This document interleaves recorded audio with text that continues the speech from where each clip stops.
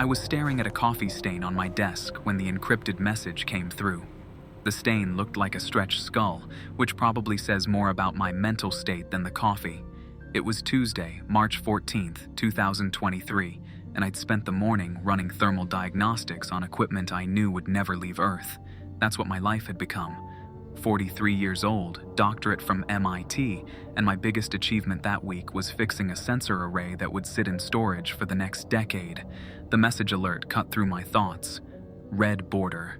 Priority code I hadn't seen in 6 years. I almost deleted it. Almost. Instead, I opened it. The subject line was blank. The sender was listed as MSOC Secure Channel, Mars Surface Operations Command. My clearance had been revoked from those systems after I requested reassignment following the divorce.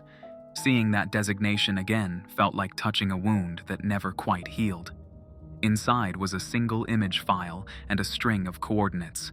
Tempe Terra, northern Mars. The image showed a satellite composite from one of our survey drones, the kind we use to map potential landing sites for future missions. Except this wasn't a landing site survey. It was a shadow.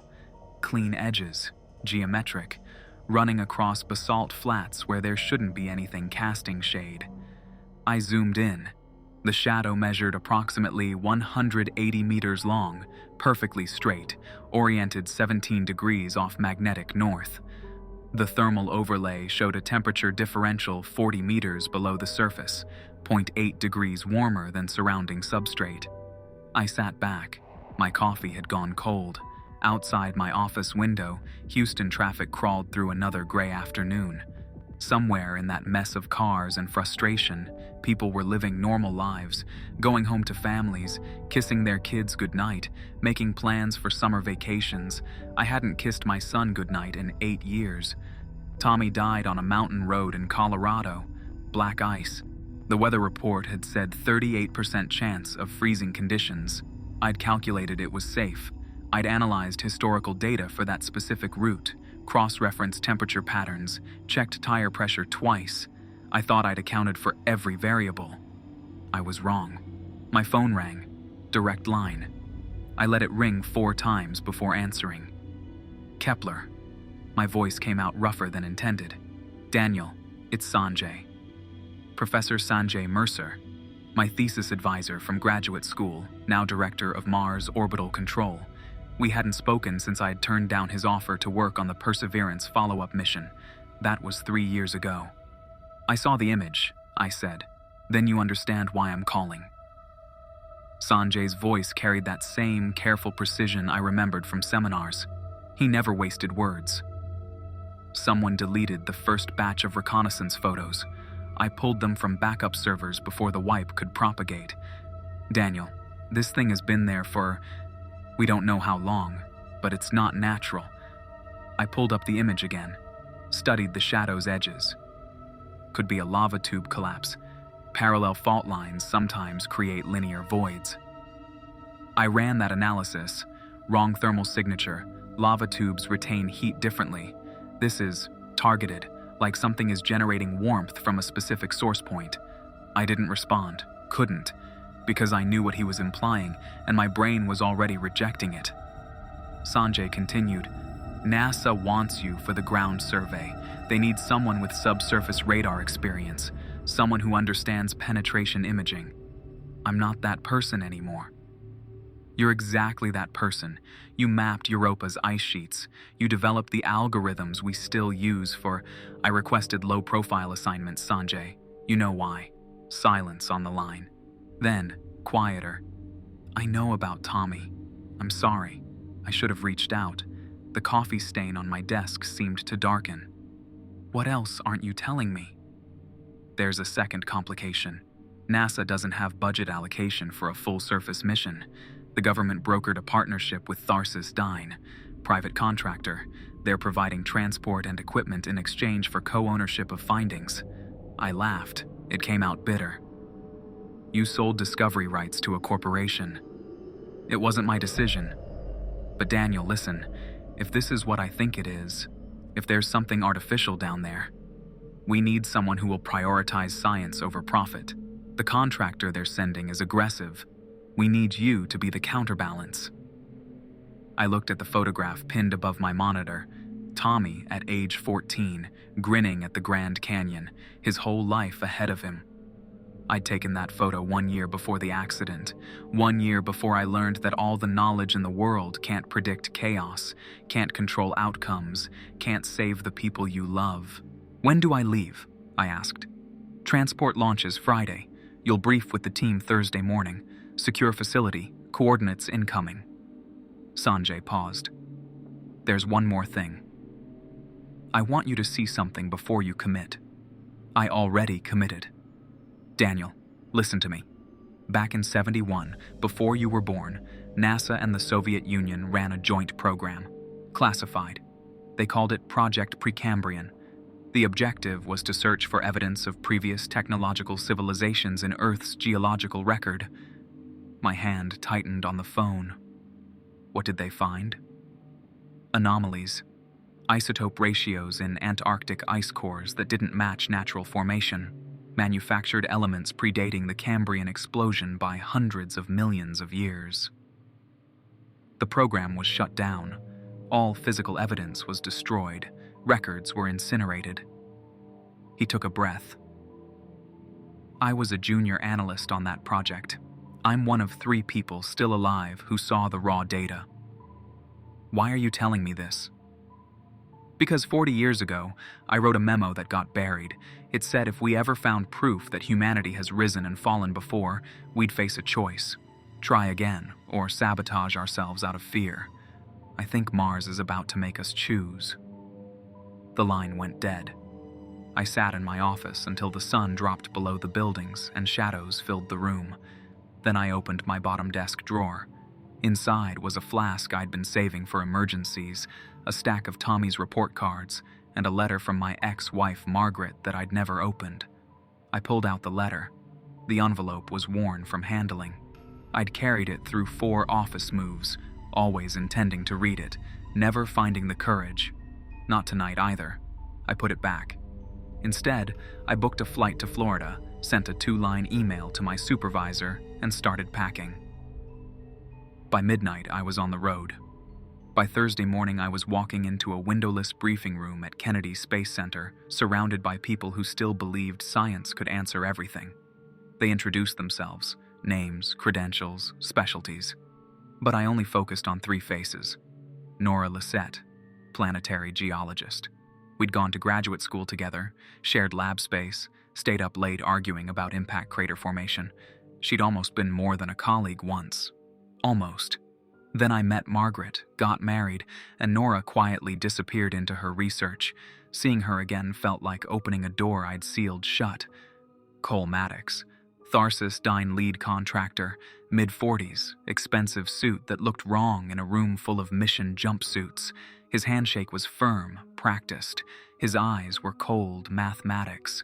Later, I'd learn about his sister's cancer, the experimental treatments he couldn't afford, the desperation that made him ruthless. But in that moment, I just saw a corporate predator circling scientific discovery. Lieutenant Jax Morano, Space Force liaison, quiet, watchful, armed. His job description was listed as communications security. His real job was making sure whatever we found stayed buried under classification. The briefing lasted 4 hours. They showed us enhanced imaging, spectral analysis, geological surveys. Every piece of data pointed to the same impossible conclusion. Something artificial was buried under Tempe Terra. Something old. Something that generated heat after millions, maybe billions, of years. And something that shouldn't exist. We launched the following Monday. I spent the flight reviewing Tommy's last text message, sent 3 hours before the accident. It said, "Love you, Dad. Drive safe." I never responded. I was in a meeting.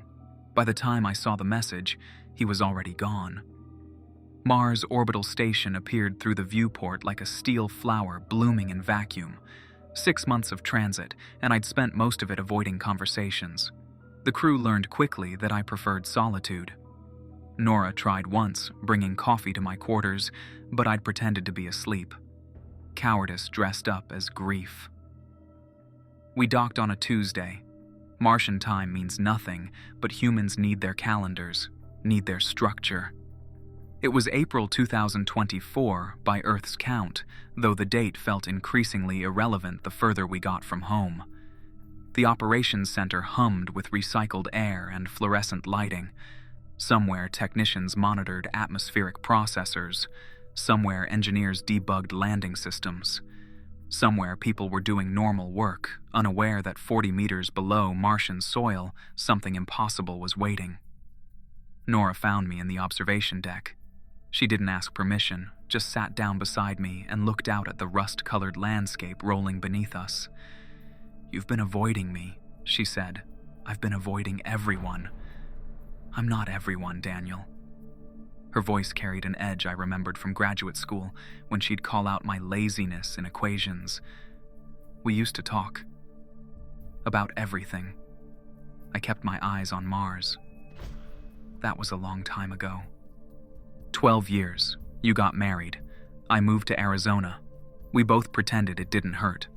She turned to face me. "But I need to know if you're here because you want to be, or because you're running from something." The question hit harder than expected. Does it matter? It does if we're about to dig up something that rewrites everything we know. Norah leaned back. Sanjay told me about Project Precambrian, about what they found in Antarctica. If he's right, this isn't just archaeology. It's proof that we're not linear, that humanity has tried this before. And failed, I added. Maybe. Or maybe they succeeded and we're the remnants, the leftover survivors who forgot where we came from. She pulled out a tablet, showed me updated thermal scans.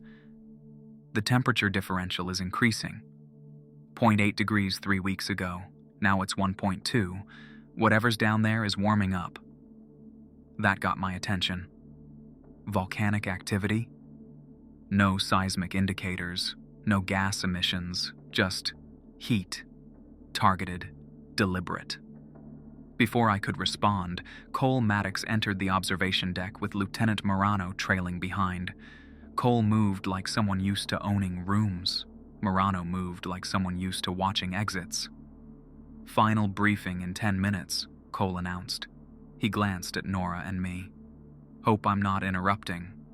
"You are," Norah said flatly. Cole smiled, but it didn't reach his eyes. "Good. I'd hate to be predictable." He pulled up a holographic display. Tharsis Dine has allocated 3 surface crawlers, excavation equipment, and a mobile analysis lab. In exchange, any technology recovered becomes joint intellectual property, 50-50 split on patents and applications. I stood up. "This is a scientific survey, not a mining operation." "It's both, Dr. Kepler. Welcome to the 21st century space exploration. Government budgets don't cover ambition anymore. Private sector fills the gap. You don't like it, you're welcome to stay in orbit." Morano stepped forward. His voice was quiet, controlled. "Gentlemen, we have bigger concerns than profit margins. If this object is artificial, if it predates known human history, we're looking at a national security issue. Everything we find stays under total blackout until Strategic Command decides otherwise." "So NASA can't publish findings?" Norah asked. "No one publishes anything," Morano said. "Not until we understand what we're dealing with." The briefing felt like watching vultures negotiate over a corpse that hadn't died yet. Cole wanted money. Morano wanted control. NASA wanted credit. And I just wanted answers that wouldn't unravel everything I thought I understood about causality, history, and whether humanity deserved a second chance. We landed on Mars' surface 62 hours later. The descent was smooth, controlled, routine, right up until our landing radar picked up the anomaly again. Closer now. The shadow had grown, not in size, but in definition, like something underground was rising to meet us. The first excavation took 8 days. We used ground-penetrating radar, seismic mapping, thermal imaging. Every scan confirmed the same impossible data. 40 meters down, stretching 180 meters lengthwise, was a structure with clean geometric edges. When we finally broke through to the object, my hands were shaking inside my gloves. The drill bit retracted, covered in pulverized basalt, and underneath, metal. Not oxidized, not corroded, just smooth, dark, and impossibly intact. Norah ran her gloved hand across the surface. Spectrographic analysis. This isn't any alloy we use. Molecular structure is wrong, too stable, too perfect. Cole was already scanning for access points. We need samples, core sections. If this material has properties, we can replicate. Look at the edges, I interrupted. Where the object met Martian soil, the metal transitioned to glass. Not fractured glass from impact, vitrified, melted and resolidified in smooth waves, like the entire structure had burned through atmosphere at re-entry speeds and survived. I pressed my palm against the hull. Even through my suit's insulation, I felt it. Warmth, faint but present. It's 2 degrees above ambient temperature, I said. No power source detected, no radiation signature, but it's warm. Murano crouched beside me. How long has this been buried? Norah checked her tablet. Isotope dating on surrounding basalt suggests this formation layer is approximately 800 million years old, but the object itself. She trailed off, recalculating. Thorium decay ratios indicate the metal was forged 1.3 billion years ago. The number hung in the Martian air like a death sentence for every history textbook ever written. Cole broke the silence. So we found alien technology. I stood up, looked at the smooth hull stretching away into darkness, looked at the vitrified edges, looked at the perfect human scale proportions of what I could already tell were corridors and chambers. No, I said quietly. This wasn't built by aliens. Norah met my eyes. She understood. This wasn't built on Mars, I continued.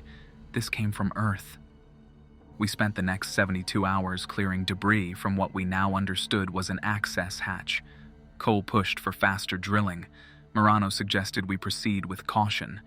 I just kept thinking about causality, about how one discovery unravels everything you thought you knew about time, history, and humanity's place in the universe. The hatch opened inward. No explosion, no decompression, just dead air rushing out, cold enough to frost our helmet visors. Norah went in first. I followed. Our lights cut through absolute darkness, revealing corridors that matched human proportions exactly, handrails at waist height, doorways designed for beings with our skeletal structure. Emergency lighting strips, long since dead, ran along the walls at regular intervals. What we found in the cockpit made my stomach turn. 2 seats. Not alien in any way. Ergonomic. Designed for spines and shoulders and sitting posture identical to ours. The padding had long since rotted, but the skeletal structure remained. Around those seats, in the accumulated dust of geological time, were 2 footprints, human-shaped, 5 toes each, size roughly equivalent to contemporary shoe measurements. The impression was so detailed that Norah actually knelt down and photographed them from multiple angles before speaking. No bones, she said finally. No bodies. Just marks where they stood. Cole's voice came through on comms. He was still outside, documenting our entry. What are you saying? I'm saying the crew didn't die here, I replied. They stood up and walked away. 1.3 billion years ago, they stood in this cockpit, and then they left. Norah moved deeper into the ship. I followed, scanning with penetrating radar. The vessel's internal structure materialized on our displays: reactor chambers, storage bays, sleeping quarters, a navigation room with crystalline components still visible, though no data remained. Everything was scaled for human use. Everything was impossibly old. Cole forced his way through the access hatch, equipment bags loaded across his shoulders. Murano came behind him, movements deliberate, watching everything. There's a central data core, Cole announced, pointing to a sealed vault in the aft section. "If we can extract it, restore power, run diagnostics." "You're not extracting anything," I said, blocking his path. "We don't understand this system." Disturbing it could trigger fail-safes, cascade failures. The structural integrity might be compromised by any physical removal. Cole's jaw tightened. That core could contain propulsion technology, materials science, computational systems beyond anything we've developed. Do you understand what that means? Medicine, energy, the ability to colonize every world in this solar system. "It means nothing if we're dead," I shot back. Norah was scanning the environment with our portable analysis equipment. "Thermal chambers are still functional," she said quietly. "I'm reading residual plasma signatures. The reactor isn't active, but the containment fields are still holding. Just barely." Morano stepped between us. "We need a classified assessment before anyone extracts anything. This falls under national security protocol." "Nothing falls under protocol that we haven't discovered yet," Cole replied, his voice taking on an edge. "Tharsis Dine has a contractual right to evaluate all recovered technology." While they argued, Norah was running more detailed analysis on the vessel's construction. I watched the data accumulate on her tablet: material composition, atomic structure, isotope ratios, all pointing toward the same impossible conclusion. "The hull composition is extraordinary," Norah said, interrupting the argument. "It's not pure metal, it's layered, ceramics bonded to alloys in patterns we don't have the manufacturing capability to replicate, and the thorium signature is consistent throughout. Whatever built this existed in a period when Earth's isotope distribution was radically different from today." Cole was already moving toward the data core. I grabbed his arm. "This ship survived re-entry at velocities that should have incinerated it," I said. "The engineering here is beyond our current understanding. You rip that core out, you don't get technology, you get an explosion that vaporizes everyone in this chamber." His eyes flashed anger, but he stopped. Not because I'd convinced him, because somewhere in his calculations he'd realized I might be right. Morano was on his encrypted radio, reporting back to Strategic Command. His voice was clipped, controlled. I caught fragments. "Confirms artificial origin, predates current human civilization by recommend immediate containment protocol." Then the ship moved. Not dramatically. Just a subtle shift, a vibration that traveled through the floor, through our boots, into our bones. Dust that had accumulated in corners for geological ages lifted, swirled, then settled again. The vibration lasted exactly 0.8 seconds, but in that instant I felt something that had nothing to do with the supernatural, nothing mystical, just mechanical, industrial, the sensation of an enormous machine trying to remember how to wake up after an impossibly long sleep. Emergency lighting flickered to life, faint, barely visible, but undeniably functional. A console in the corner came partially online. Symbols appeared on a dark screen, not language, not anything recognizable, just sequences, mathematical progressions displayed in patterns that made my eyes hurt to focus on. Norah's hand found mine, squeezed, hard. "Daniel," she whispered, "the ship just powered on." Cole was already moving toward the data core, a portable extraction kit in his hands. Morano had his sidearm unholstered, though I couldn't imagine what shooting would accomplish against a machine this old, this vast. And the countdown, barely visible on that ancient console, began its progression downward. 99 hours and 43 minutes until something catastrophic. The countdown didn't stop. We made it back to the Surface Operations Center in silence, nobody wanting to voice what we all understood. A ship buried for over 1 billion years doesn't wake itself up. Machines don't decide to power on after that kind of dormancy unless something triggers them. And the only new variables in this environment were us. Norah spent the next 8 hours running every diagnostic available. I watched her work, noting how her hands moved with absolute precision, how her mind compartmentalized fear into data analysis. This was how she'd always processed uncertainty.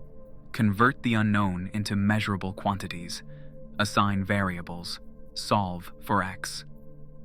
The countdown progressed. 97 hours now. Maybe less. Cole was arguing with Morano about extraction protocols. The tension between them had crystallized into something tangible. Cole wanted the core removed before any potential catastrophe. Morano wanted the entire vessel cordoned off, isolated, analyzed from a distance until Strategic Command made decisions. I pulled Norah aside in the analysis lab. We stood alone, surrounded by equipment humming with quiet efficiency. Outside the habitat window, Mars stretched away in muted reds and browns, indifferent to our crisis. "The thermal chambers are activating," Norah said without preamble. Sequentially, starting with the reactor core and moving outward through distribution lines. It's not random, it's a planned startup sequence. "How long until full power?" "If the pattern holds," she checked her calculations, 68 hours, maybe 70. "Which means the countdown will reach 0 shortly after." Norah nodded. She pulled up a 3-dimensional rendering of the vessel's interior. I mapped the internal architecture using ground-penetrating radar. The reactor chamber connects to what looks like propulsion systems, multiple engine housings arranged in clusters. "Daniel, this isn't an exploration vessel. This is a transport ship." Or a ... quote. She trailed off, searching for words. "A what?" "A launch platform. The geometric arrangement of the engines, the scale, the redundancy. It's designed to generate enormous thrust, enough to break gravitational hold on a planet." My throat tightened. Break orbit? From Mars? From anywhere. The architecture suggests these engines were designed for deep space transit. But there's something else. She brought up thermal signatures overlaid against the ship's structure. The exhaust ports are oriented downward, toward the planet. If this ship attempts to ignite while still partially underground, the thrust vector will channel through the Martian crust. I understood the implications immediately. Atmospheric venting. The blast would strip the upper atmosphere. Partially. The immediate thermal effect would exceed 10 million Kelvin. The pressure wave alone would reach our location in minutes. We'd have no chance of evacuation. Cole entered the lab without knocking. Behind him came Morano, whose hand rested against his sidearm with casual familiarity. "We're extracting the core tonight," Cole announced. His jaw was set with the kind of determination that came from running out of alternatives. "My team has a portable isolation chamber. We can remove the data stack intact, shield it from environmental contamination, transport it to the orbital station." "That will trigger the startup sequence," I said. "Then we do it fast. Before the countdown reaches critical threshold, once we're in orbit, we can analyze the core without the risk of catastrophic system failure." Morano shook his head. "Extraction is classified as a hostile action. If this vessel is what we think it is, disturbing its core might activate defense protocols we don't understand." "Defense protocols don't exist," Cole replied. "This ship is a machine. It doesn't have consciousness. It doesn't make choices." "We don't know what it has," I said. "We don't know anything except that it's been dormant for over 1 billion years, and it just woke up. Every assumption we make is a guess." Cole stepped closer. There was desperation in his expression now, something I hadn't seen before. "My sister has 6 weeks, maybe less. The treatments she needs cost $15 million. Tharsis Dine won't fund them unless I produce results here. This core, this technology, it could revolutionize everything. Medicine, propulsion, power generation, it could save her life." The admission hung in the recycled air between us. Suddenly, Cole wasn't a corporate predator or a rival. He was just a man trying to save someone he loved, willing to risk planetary catastrophe for it. I'd spent 8 years trying to do the same thing, trying to save Tommy through calculation and knowledge, trying to outsmart death through application of physics and mathematics. All that control, all that understanding, and it meant nothing when the black ice hit the road. "I understand," I said quietly, "but extraction tonight is suicide." Norah was staring at her analysis, lost in calculations. Then she looked up. There might be another way. The thermal chamber connects to auxiliary cooling systems. If we could manually depressurize the plasma medium through the secondary vents, we could starve the reactor without disturbing the core. "How long would that buy us?" Morano asked. 6 hours, maybe 7. It would postpone the ignition sequence but not cancel it. Once the system notices pressure loss, it will initiate automatic recovery protocols. We'd be delaying the inevitable. 6 hours is enough time to evacuate, Cole said. I looked at him. Enough time to run. Not enough time to solve this. Morano was on his encrypted radio again, reporting the situation to Strategic Command. I caught his side of the conversation. Words like containment failure and recommend immediate extraction and, if this goes public, the implications are. Then the ship tremored again. Longer this time. 2 full seconds. Dust fell from the habitat ceiling. Equipment rattled on shelves. Outside the window, we could see cracks appearing in the Martian regolith where we dug our initial access shaft. The countdown on our monitors dropped. 93 hours now. The rate of acceleration was increasing. Cole was already moving toward the airlock, preparing his extraction equipment. Morano was making phone calls, coordinating with Orbital Command. And Norah was staring at her calculations, her expression shifting from scientific curiosity to something colder. Something like resignation. "Daniel," she said quietly, meeting my eyes, "if we don't find a way to stop this, if the ship reaches ignition sequence, I think I know what has to happen." "What?" "Someone has to go back in there. Someone has to get to the thermal chamber. Someone has to stay behind and manually override the pressurization system." She paused. "Permanently." I understood what she was really saying, the choice she was already making. I tried to argue with her. Of course I did. But Norah had already made the calculations, already accepted the mathematics of her own death. There was something almost peaceful in her expression, like she'd been waiting for this moment her entire career, like some part of her had always known she'd end up choosing science over survival. Cole's extraction team moved through the surface access tunnel with cutting equipment and isolation pods. The plan was simple, brutally so. Get in, get the core, get out. Morano had received clearance from Strategic Command, though he wouldn't share the exact parameters of that authorization. I suspected they'd been told to extract the core at any cost. National security always came with a price tag measured in human lives. The countdown had dropped to 86 hours. If we go now, we have maybe 4 hours before the thermal regeneration cycle reaches point of no return, Norah explained to the assembled team. Her voice held the clinical precision I'd always admired. Once that threshold passes, depressurizing the chamber will trigger failsafes, the reactor will detect the pressure loss, and begin emergency restart protocols. "How long does depressurization take?" I asked. 8 minutes. Maybe 10 if there's resistance in the valve assembly. She met my gaze. "Whoever's in there needs to stay until completion. The manual override won't hold if someone isn't physically present to maintain the junction. Once the pressure equalizes with Martian atmosphere, the containment fields will collapse. Thermal gradient will drop catastrophically." Cole understood the subtext. "Temperature? Minus 170 degrees Celsius. Give or take." Norah turned back to her equipment. "The suit heaters max out around minus 80. There's no margin for error." Morano was already suiting up. "I'll handle the override." "No," Norah said flatly. "You're needed here. Command protocols require a Space Force liaison at the operations center. That's you." "Then I'll go," Cole offered, though his voice carried uncertainty. His sister was waiting for results, for technology, for miracles.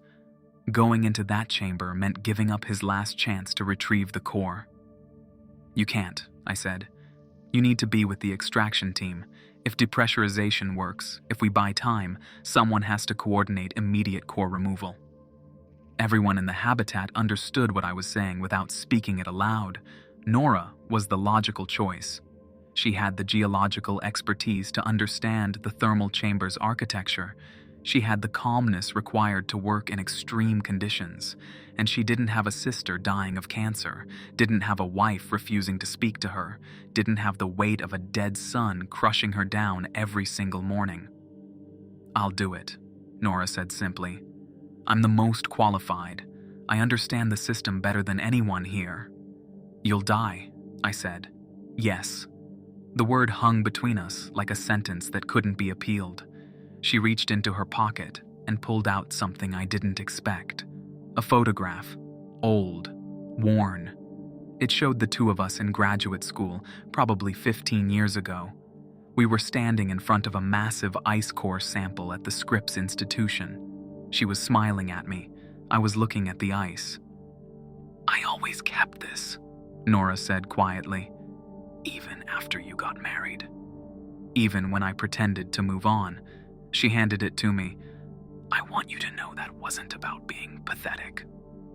It was about understanding something you couldn't control. Some people matter more than logic. I just wish I'd told you that before everything got complicated." I couldn't speak. The photograph blurred in my hands. Cole was checking entry coordinates with his team. The ship had sealed access routes after our first intrusion, but the thermal chamber had a maintenance shaft. Narrow, difficult to navigate, but accessible. Norah would go in through that route, while Cole's people attempted core extraction through the main access hatch. If things went perfectly, both teams would succeed. If not, Norah would die while buying everyone else 6 hours to either complete the mission or evacuate. The probability calculations were merciless. I'd run them 3 times. They didn't change. Morano received another encrypted message. His expression darkened as he read it. "Strategic Command is moving up the contingency timeline. If we can't extract the core and initiate safe shutdown within 18 hours, they're authorizing a containment strike, thermonuclear device, yield sufficient to vaporize the vessel and sterilize the surrounding area." "That's still within our operational window," Cole said. "We can get the core out, launch before detonation." "Yes," Morano agreed, "but the blast will accelerate the ship's thermal cycle. If depressurization hasn't taken effect by then, if Norah is still in the chamber when the nuke detonates." He didn't finish. Didn't need to. The timeline was now finite.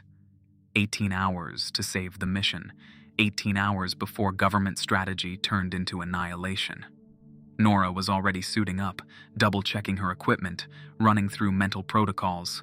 I wanted to stop her, wanted to volunteer in her place, wanted to find some alternative that didn't require watching someone I'd once loved walk into frozen darkness. But there was no alternative. There never had been. As she sealed her helmet, Norah turned back one more time. "Thank you for coming back to Mars, Daniel. For not staying in orbit with your grief. It meant something." Then she was gone, moving through the airlock toward the access tunnel, toward the ship, toward the thermal chamber and the cold that would stop her heart. The countdown read 82 hours. Cole's extraction team broke through the main access hatch with precision born from desperation. Cutting torches carved through the vessel's hull like surgeons working against a ticking clock. Morano monitored from the operations center, watching thermal signatures on the display, tracking Norah's suit vitals as she descended through the maintenance shaft toward the thermal chamber. Her heartbeat was steady, 112 beats per minute, higher than normal, but controlled. Professional. The internal temperature readings shifted as Cole's people entered the main corridor. Dust clouds marked their passage. Equipment diagnostic readouts scrolled across our screens. Everything nominal, everything proceeding according to plan, which meant something would inevitably break. Norah reached the thermal chamber access point. The maintenance shaft terminated in a control junction approximately 6 meters above the chamber floor. She began rappelling down, her suit's descent mechanism working smoothly against Martian gravity. "In position," her voice came through comms. Static crackled between words. "I have visual on the primary plasma containment vessel. It's larger than the radar scans suggested, approximately 9 meters in diameter. The valve assembly is integrated into the base structure. Cole's team was moving toward the central data core. Their isolation pod was already deployed, a mobile laboratory designed to extract and shield sensitive technology. Thermal readings showed the reactor chamber's temperature increasing steadily. The startup sequence was accelerating beyond the original timeline projections. "Countdown at 78 hours, someone announced from the orbiting station. "Acceleration rate has doubled. Something's triggering faster power distribution than expected." "The ship knows we're here," I said quietly. "It's responding to the intrusions. Accelerating the sequence because it perceives us as a threat." Morano didn't respond, but his jaw tightened. He was processing the same realization I was. The ship wasn't a machine. Not entirely.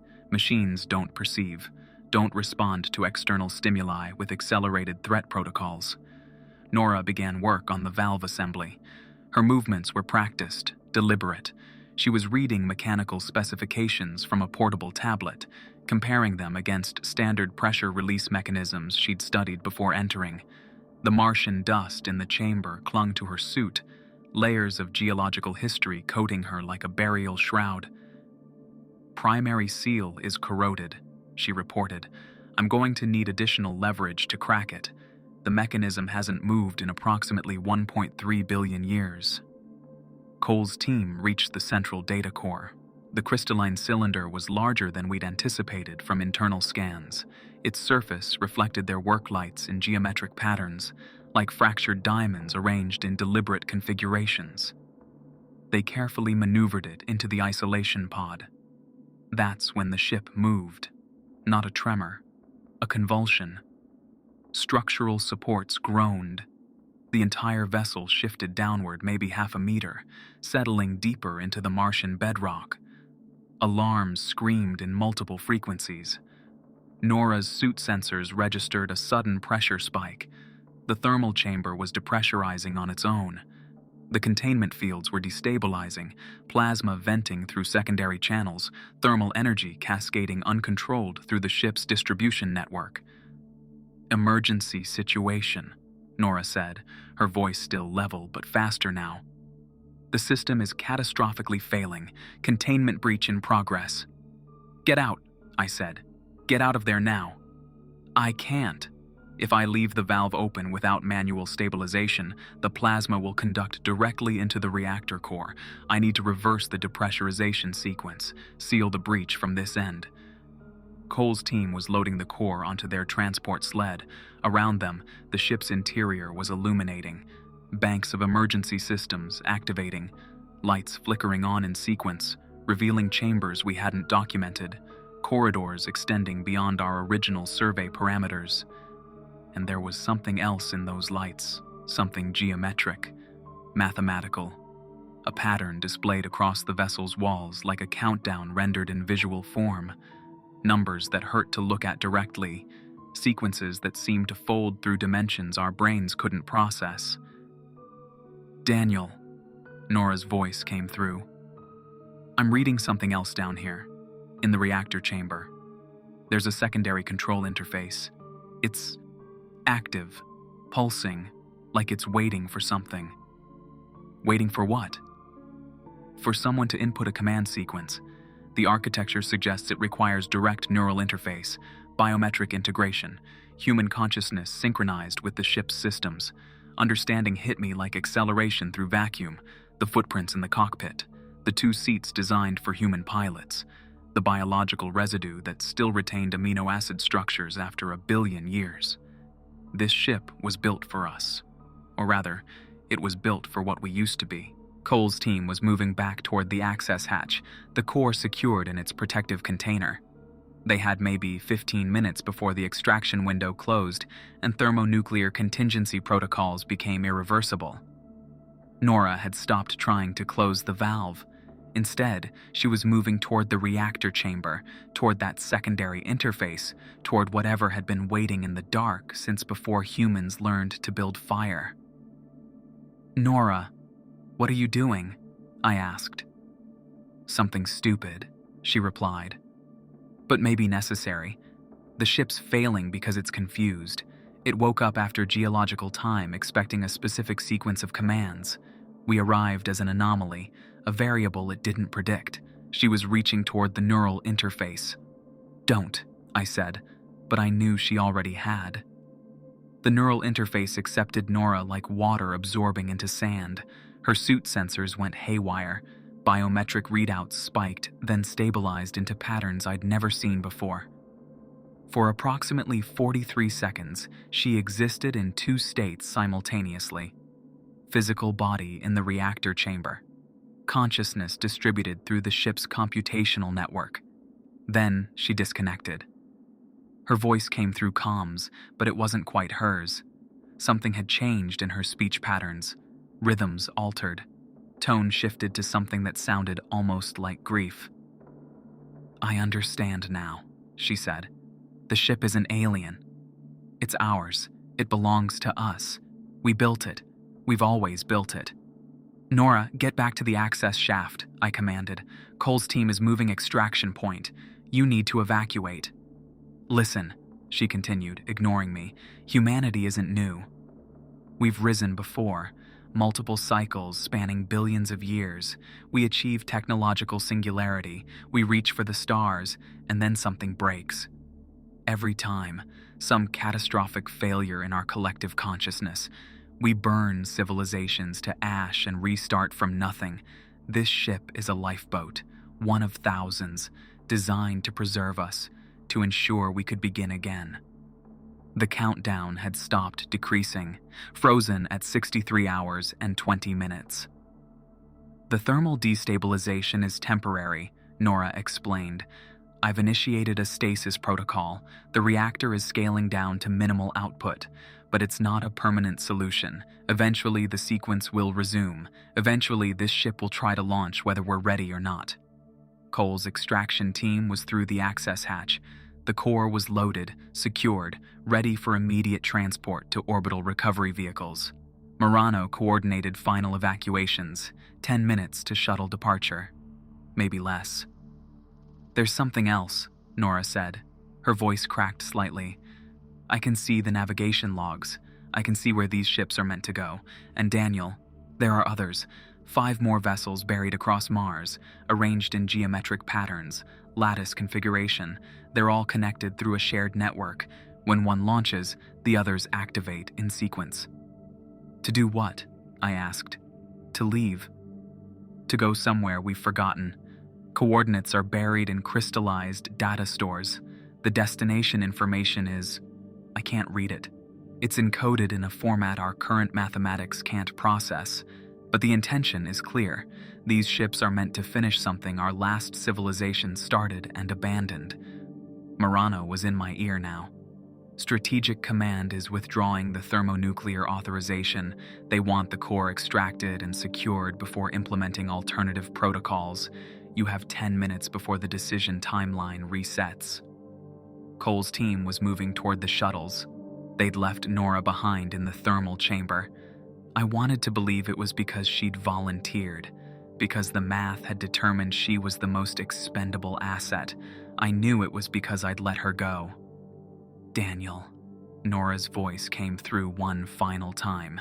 "I need you to do something. When this countdown reaches 0, when the ship begins its actual ignition sequence, I won't be able to stop it remotely. Someone will need to be in the pilot seat. Someone will need to interface directly with the neural network and override the launch vector." "I'm not leaving you down there," I said. "Yes, you are. You're going to walk back to those corridors. You're going to go to the cockpit. And when the time comes, you're going to sit in that chair and remember what it means to be human. You're going to make a choice that matters." "Norah, I always loved you, Daniel, even when you were busy trying to save Tommy by calculating the unpredictable. Even when you convinced yourself that knowledge could prevent chaos. I loved you because you tried. because you believed that understanding could make things better, and maybe you were right. Maybe this moment, this choice you're about to make, proves you were right all along. Her biometric readouts were declining, heart rate dropping, body temperature falling as the suit heaters struggled against Martian cold, seeping through the chamber walls. "Go," she whispered, "before they seal the exits. Before they choose for you." I was moving before conscious decision registered, through the operations center, past Morano's protests, through the surface airlock and into the Martian dust. The ship's exterior loomed ahead, dark against the rust-colored landscape. Behind me, shuttles were launching. Cole's extraction team ascending toward orbital recovery. Above, Mars's thin atmosphere trembled with their passage. And inside, in the thermal chamber far below the surface, Norah's heartbeat continued its deceleration. 60 beats per minute, 50, 40. I reached the vessel's access hatch just as the interior lights shifted to a new configuration. New sequences appeared on those impossible displays. The countdown restarted, not at 63 hours, at 18. Someone at Strategic Command had just activated the thermonuclear contingency after all. I walked into the ship's corridors and headed toward the pilot seat, toward the decision Norah had made for both of us. I sat in the pilot seat. The neural interface tendrils extended from the headrest, piercing my helmet with surgical precision. Pain flooded my consciousness first, white-hot. Then something else replaced it. Understanding. The ship showed me everything. Not language, not words. Pure experiential data downloaded directly into my neural architecture.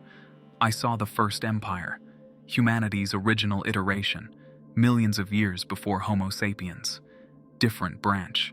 Same species, essentially. They conquered Mars, Venus, Europa. They built engines that folded space-time. They reached for God status and failed catastrophically. The collapse was total, nuclear, biochemical. They destroyed themselves fighting over resources they'd already depleted through arrogance. This ship was one of many survival vessels, designed to seed new worlds with genetic archives, technological blueprints, cultural memory, insurance policies against extinction. Except, it never launched. The civilization fell too fast. The ships sat dormant, waiting, sleeping through geological ages, through epochs where life rebuilt itself from scratch, through the evolution of new species that eventually became us. Humanity didn't evolve. We reincarnated. We forgot. We started over. The countdown read 16 hours now. The thermonuclear device was already armed. Strategic Command had made their choice. Destroy the vessel. Contain the information. Erase the proof that we were the second iteration of a species cursed to repeat its own collapse. I understood what Norah had realized in those final moments. The ship wasn't threatening. It was offering a choice, a way to break the pattern, or a way to continue it. The launch vector was calculated for Mars atmospheric venting. The ship would tear through the planet's upper layers, stripping ionosphere, destroying everything in orbital proximity. The base would burn. Cole's extraction team would incinerate before reaching safe altitude. Strategic Command would have their justification for the nuke. Humanity would continue its cycle. Rise, burn, restart. No variation, no escape. Just the same script played out across geological time. My fingers found the navigation controls. The interface accepted my input like it had been designed specifically for this moment, because it had been. A billion years ago, when some previous version of myself made this same choice, someone had programmed contingencies, alternative protocols, a way for a pilot to override the launch sequence if the mission parameters became compromised. I recalculated the burn vector, angled it upward, away from Mars, away from the base, away from populated orbital zones. The ship's systems registered my override. The countdown accelerated toward ignition. 17 minutes remained.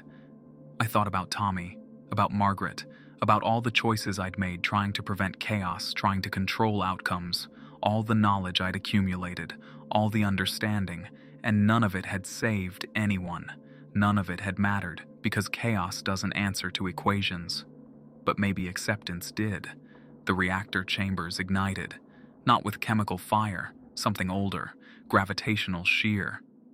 The hull shuddered beneath me. Pressurization alarms screamed through the compartments. The ship lifted, rose, accelerated through Martian bedrock like a diamond drill. The G-forces crushed my body into the pilot seat. My ribs shattered sequentially. My vision tunneled to darkness. But I held the vector, held it through the plasma storm, held it through the moment when my consciousness began fragmenting. The ship broke through Mars's exosphere at 14 kilometers per second. Behind it, the base survived, the shuttles survived, and somewhere below, in the thermal chamber, Norah's body was finally still.